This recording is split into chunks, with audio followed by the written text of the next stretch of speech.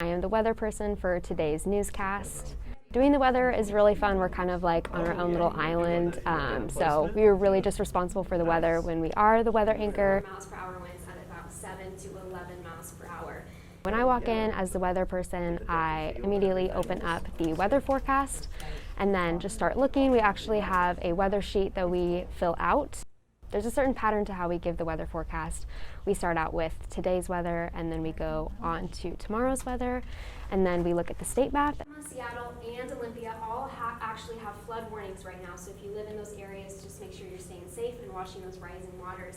And then we go back regional and look at the 5-day forecast. Back to that typically colder seasonal average. And can you tell me what the weather is like today?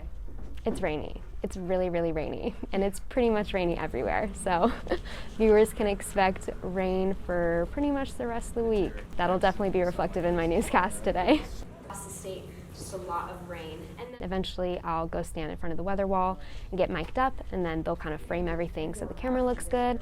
And then I essentially just wait until it's my turn. So I'm in the C block, so there's a little bit of time before the weather starts. Good evening, I'm Zane Dodge. And I'm Vasily Varlamov. Welcome to Murrow News 8. At that point, I'm just kind of going through my notes I made. So a big thing about weather is we try to make it as conversational as possible. So as you can see here, I was just trying to think of like a fun way to start the weather cast. So I'm gonna probably say something about like, it's a great week to stay in for game nights and have tea and cuddle up with the blanket and watch movies. We have a teleprompter that the anchors read their stories off of. Members, 2 from the Pullman campus and 1 from the Vancouver campus, received the award.